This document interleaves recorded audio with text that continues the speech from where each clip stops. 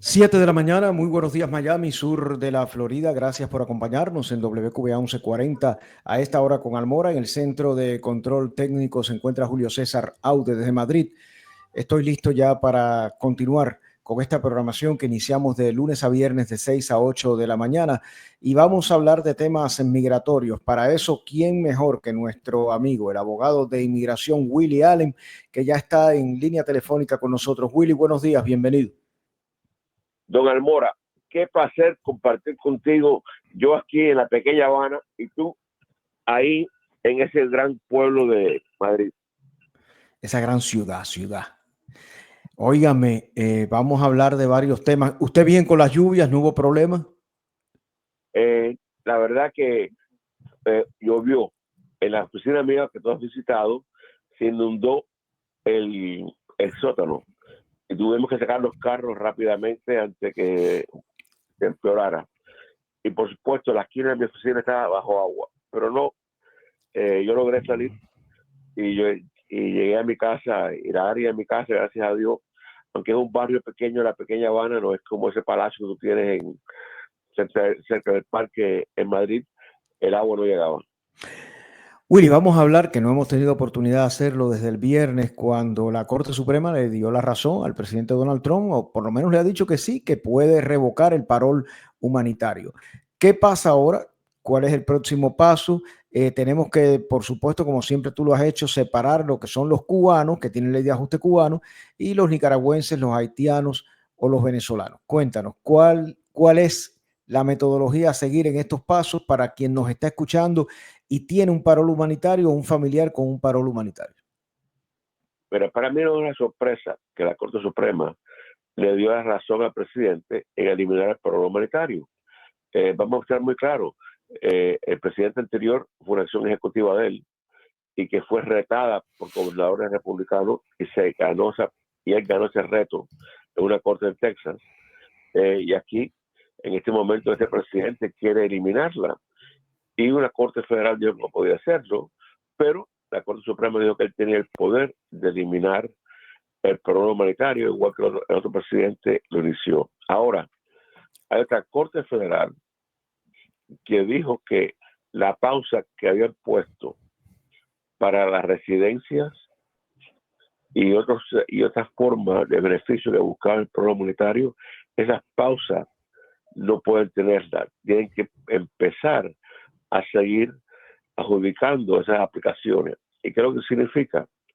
Bueno, los 100,000 cubanos que han aplicado para su residencia tienen que adjudicar sus aplicaciones. Para los nicaragüenses o venezolanos o haitianos que han solicitado residencia por matrimonio o han solicitado residencia por persecuciones familiares que están vigentes o que han solicitado asilo, esas aplicaciones también se tienen que adjudicar. De realidades, sí, un golpe duro. El golpe más duro va a ser a las personas que tenían el permiso de trabajo que ha sido revocado. El golpe más duro en realidad es para los nicaragüenses, venezolanos y haitianos que entraron en el 2024 y el programa humanitario estaba hasta el 2026. Los cubanos que entraron en el 2024, la gran mayoría ya tienen el año del día. De acuerdo a nuestro amigo Wilfredo Cancio, de abril a noviembre, que fue cuando entró el último cubano, puede haber 24,000 cubanos que les falta ese tiempo para llegar al año. Pero la mayoría de los cubanos entraron entre abril, mayo y junio y parte de julio. Vamos a recordar que en julio y agosto el programa fue suspendido, regresó levemente en septiembre, octubre y noviembre, y pocos cubanos entraron en esa fecha. Pero igual, para los cubanos siguen en una posición favorable porque al año del día pueden solicitar su residencia bajo el ajuste cubano. Venezolanos, haitianos y nicaragüenses que no tienen otro camino, que no sea por matrimonio o una petición familiar que está vigente ahora o que está disponible ahora, el camino si se quieren quedar aquí es presentar asilo político. Así que veremos cómo eso se transcurre. Y yo creo que por lo menos hay la oportunidad que muchas de las personas que tienen el programa humanitario, si desean quedarse, se pueden quedar. Pero en Mora, por primera vez en largo rato, he tenido cubanos, venezolanos, nicaragüenses, yo tengo pocos clientes haitianos, pero que me han contactado y que se quieren ir. Se quieren autodeportar. Se quieren autodeportar porque la inseguridad que se siente y el miedo que tienen, se quieren ir por el miedo que los detengan y que los deporten físicamente, los meten en una cárcel por un tiempo. Así que yo creo que por primera vez, hemos hablado anteriormente, yo siento miedo. Y no solamente con los emigrantes, tengo abogados, amigos que tienen miedo que ellos también sean blancos del gobierno para cualquier tipo de ataque. Y en los grupos de abogados tú lees que muchos abogados tienen un poco de miedo que también ellos sean víctimas de ataques de este gobierno. Bueno, es que si hay abogados en este momento, y lo entiendo perfectamente bien, que sienten temor de la acción del gobierno, los mismos abogados que de hecho han representado históricamente a los inmigrantes frente al gobierno, eso representa un cambio radical, pero además representa una amenaza tremenda. Yo te quiero preguntar una cosa, Willy. Después de la pausa vamos a abrir líneas telefónicas 844-443-1140.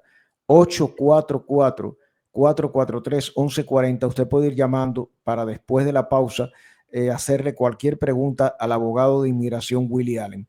Ese inmigrante que tiene un parol humanitario de la nacionalidad que sea, incluyendo a los cubanos que están solicitando ley de ajuste, que ya están solicitando ley de ajuste, si son detenidos en la calle, pueden ser llevados a una cárcel o ante un juez de inmigración, aunque tengan ese documento que el gobierno considera ilegal. Sí, yo te diría a ti que, mira, ¿por qué? Tienes siempre razón. Steven Miller, que es el asesor principal de ese tema al presidente, hace 2 semanas demandó, y en palabras muy fuertes, que el DHS tuviera 3,000 detenciones al día. Correcto.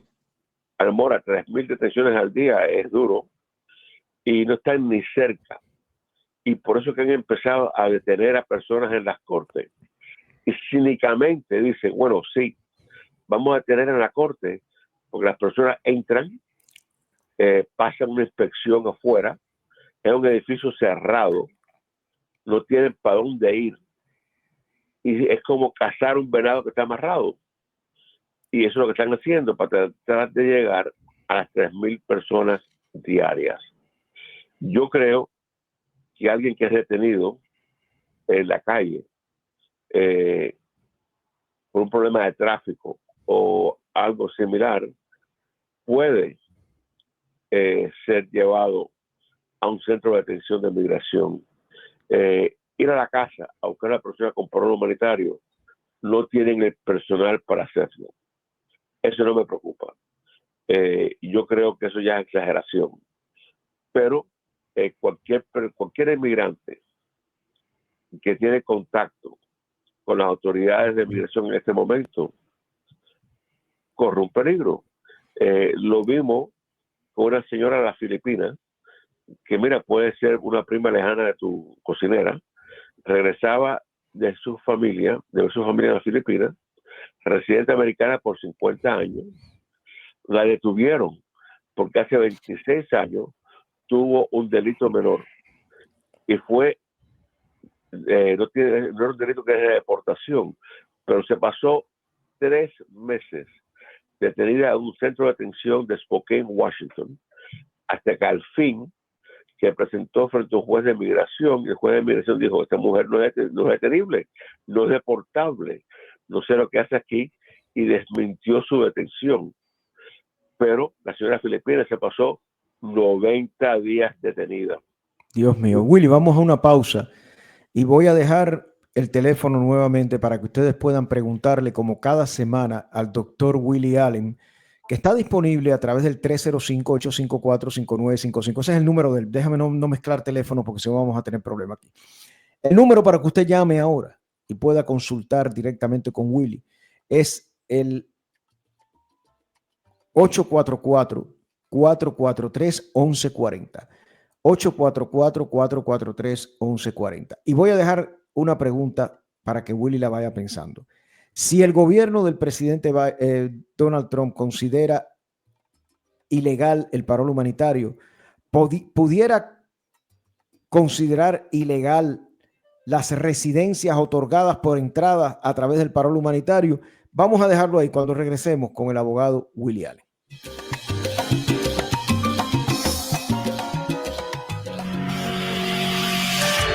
En breve regresamos a esta hora con Almora en la 1140, El Pulso de Miami. Nos destacamos por tener la veracidad a la hora de informar y aquí marcamos la diferencia. En la 1140 prima la noticia de fuentes confiables y con la verdad como meta. El Pulso de Miami te actualiza durante 24 horas en la WQBA, la 1140 en amplitud modulada. El Pulso de Miami en AM 24 horas, acompañando tu vida, la emisora latina por excelencia. 1140 en AM, El Pulso de Miami, en español y los 7 días de la semana. Lo mejor del periodismo latino está aquí.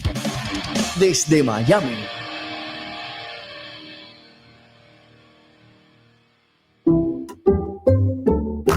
Hay personas que saben que pueden ahorrar cientos en seguro de auto si se fijan primero con Allstate. Por ejemplo, sabes que debes fijarte dónde te estacionaste antes de salir del estacionamiento. Creo que me estacioné en este piso. Así es, fijarse es una buena idea. Así que fíjate primero con Allstate y obtén una cotización que podría ahorrarte cientos. Ah, ya casi. Estás en buenas manos con Allstate.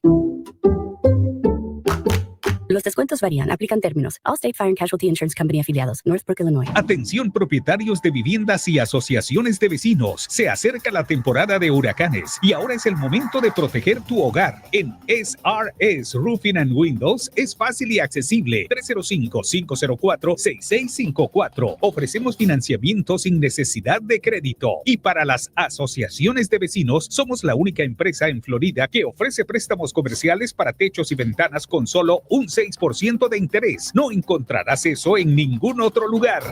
No esperes tener una gotera o una ventana rota que te cueste miles de dólares. En SRS Roofing and Windows cuentan con techos de metal, planos y tejas, así como ventanas de impacto. Refuerza tu hogar con materiales de calidad e instalación experta. SRS Roofing and Windows. 305-504-6654. 305-504-6654.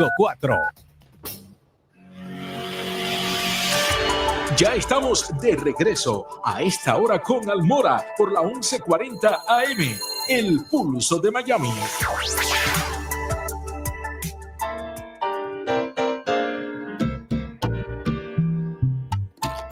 Continuamos conversando con el abogado Willy Allen. Recuerden que pueden llamar ahora mismo a través del 844-443-1140. Yo preguntaba si el TPS, si el parol humanitario son considerados entradas ilegales. En un momento determinado la administración puede decir que la residencia obtenida a través de una entrada ilegal puede ser revocada.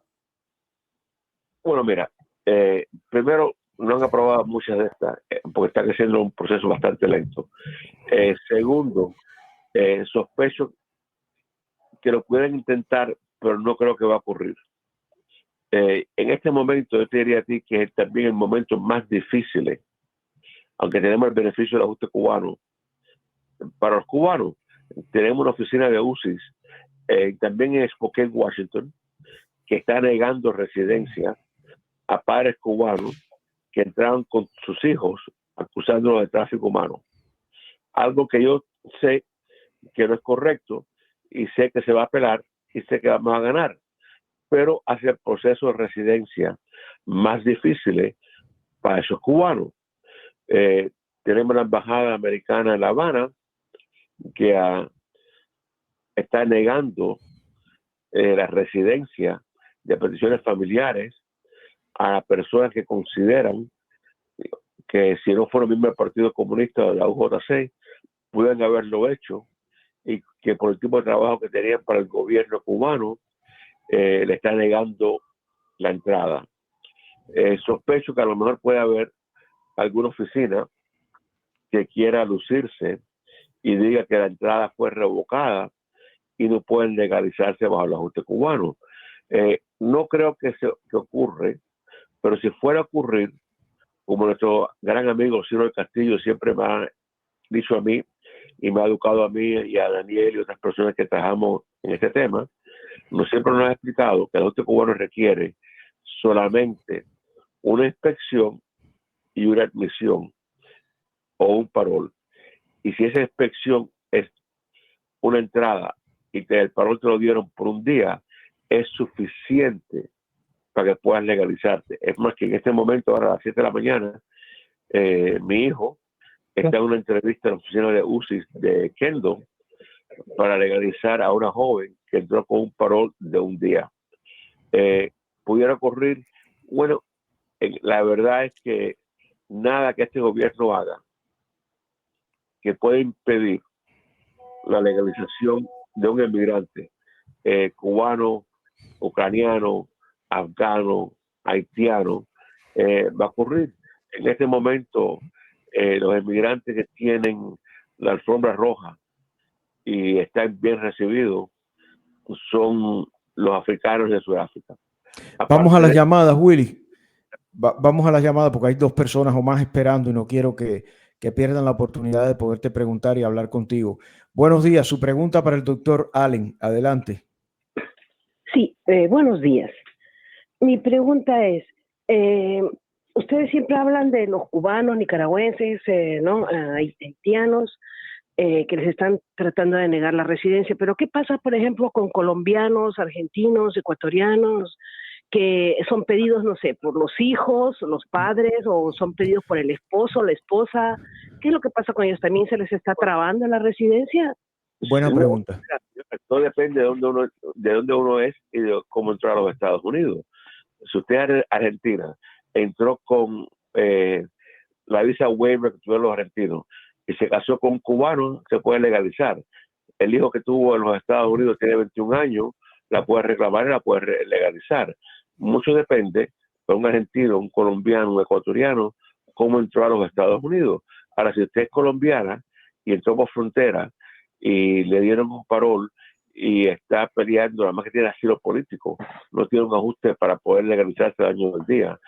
Y si no se puede casar o si está casada, entró con su marido, el camino para usted es solamente el asilo. Y son asilos difíciles de ganar. Así que todo depende de cómo entró al país y cómo busca legalizarse. No hay TPS para colombianos, ecuatorianos o argentinos. Asilo político para un argentino es virtualmente imposible. Con colombianos es muy difícil. Es muy difícil para un ecuatoriano o un peruano. Así que todo depende de la forma que entró y quién lo va a reclamar. Si usted entró por frontera y su mamá es residente, no puede aplicar por usted porque entró de una forma ilegal por frontera. Si usted entró por frontera y se casó con un ciudadano americano, bueno, el ciudadano americano no puede legalizar en los Estados Unidos porque no entró legal.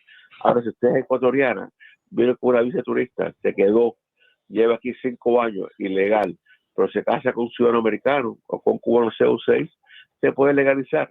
Así que todo depende de cómo entró y quién la va a reclamar. Muchas gracias, señora, por su llamada. De todas formas, pueden seguir llamando. Tenemos más llamadas al 844-443-1140. Buenos días, adelante, su pregunta al doctor Allen. Tenemos 3 clientes de Colombia, de Ecuador, de Perú. Aló, buenos días. Buenos días. Aló, buenos días. Una pregunta para usted, abogado. ¿Usted conoce personalmente algún caso de una persona que haya cometido un delito hace 1000 años atrás? Le dieron un waiver, le dieron un perdón, se naturalizó y después de eso, en esta administración, ¿ha tenido algún problema al ingresar a Estados Unidos? Bueno, mire, yo creo que ningún ciudadano americano tiene problema con ingresar a los Estados Unidos. Yo no conozco a nadie que cometió un delito criminal hace 1000 años. Yo soy viejo, pero no soy tan viejo. Pero si hay una persona que cometió un delito criminal, era residente o no, le dieron un perdón. Después que le dieron el perdón, esperó su tiempo y no fue un delito criminal que le prohibía ser ciudadano americano, y es ciudadano americano, no va a tener ningún problema entrando a los Estados Unidos. Yo creo que si uno es residente y tiene el perdón y regresa a los Estados Unidos como la señora de las Filipinas, puedes tener un problema. Si tú tuviste un delito criminal y eres residente, como el alemán que regresaba a su marido, que es ciudadano americano, y entró por Boston, lo detuvieron, puede tener un problema. Pero el ciudadano americano no tiene ningún problema entrando y saliendo de los Estados Unidos. Muchísimas gracias por tu respuesta. Justo lo que quería escuchar. Gracias. Gracias. 844-443-1140. Willy, que no se escuchó bien y yo interrumpí ahí. Estabas explicando algo sobre los colombianos y demás nacionalidades. Espera, decía que en la oficina representamos personas de todas las nacionalidades. Tenemos muchos clientes ucranianos, rusos que han desertado y se han ido de Rusia. Cada caso y cada nacionalidad es diferente y tiene sus propios problemas y sus propios beneficios. Lo importante para la gran mayoría de las personas, incluyendo los cubanos, es cómo entraron a los Estados Unidos. Ese es el tema principal. Los que no han entrado de una forma legal siempre van a tener un camino más difícil para legalizarse, incluyendo balseros cubanos.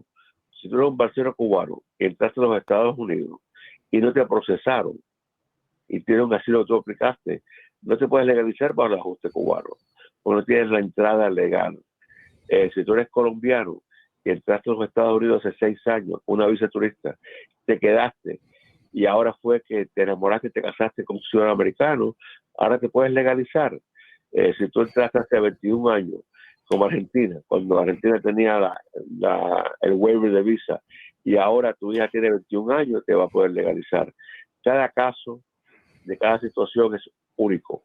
Pero sí, representamos a personas en realidad, excepto de Asia, que no tengo muchos clientes de Asia, pero de Europa y de América Latina, de Nigeria, tenemos muchos clientes.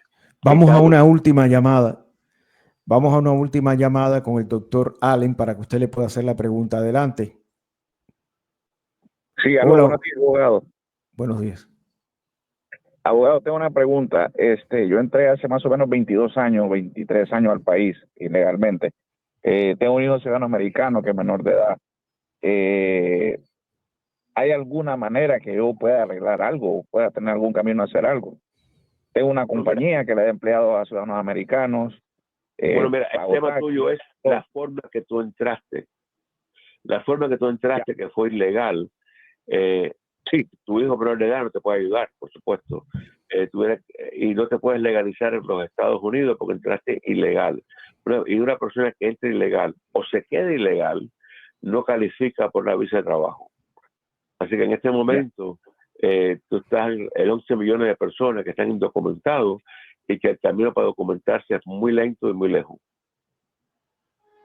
Ya, o sea que estoy en el grupo de personas que están de cacería ahorita el gobierno, podemos decirlo así. Bueno, mira, en realidad tú estuvieras en el grupo principal de cacería, en los 11 millones de personas que están indocumentados. Pero el gobierno no te puede encontrar, porque son Sherlock Holmes. Y si tú no cometes un delito criminal, no manejas sin licencia, te cuidas, es muy difícil que te encuentres, porque no sabes quién tú eres ni a dónde tú estás. Por eso que están deteniendo a las personas que tienen documentos, que entraron por frontera o que están yendo a la corte, porque son los manguitos bajos que pueden encontrar. Chances son que si tú no haces algo para que te busquen, no te van a encontrar. No, el único riesgo es que tú estés a la salida, saliendo de un cine, de un centro comercial, de un Home Depot, un Walmart, estén haciendo una redada, te pidan documentación. Ese es el único riesgo. Mi consejo, mi amigo, trata estos 3 años y medio de estar metido en la casa lo más que puedas, del trabajo a la casa y de la casa al trabajo, ni a un gimnasio ni nada, porque están haciendo operativos en los gimnasios. Están buscando por todas partes. Sí, hay que vivir una vida más tranquila. Gracias. Gracias por tu llamada. Buen día, abogado. Muchas gracias. Yo les debo el teléfono del abogado, del doctor Willie Allen, 305-854-5955. Pueden escribir a legalallen@aol.com, legalallen@aol.com. Y el teléfono ya a partir de las 8:30 están allí en la oficina, 305-854-5955. Doctor, muchas gracias por acompañarnos. Almora, un placer compartir contigo, y si sales a cenar con Maciel o con Carlucho, mándele recuerdos míos. Seguro, los veré. Muchísimas gracias. Vámonos nosotros a una pausa inmediatamente aquí en WQA 1140 y regresamos con el doctor, otro doctor. El único que no soy doctor aquí soy yo. El doctor Jorge Luis López, consultor y analista político republicano, en tan solo minutos.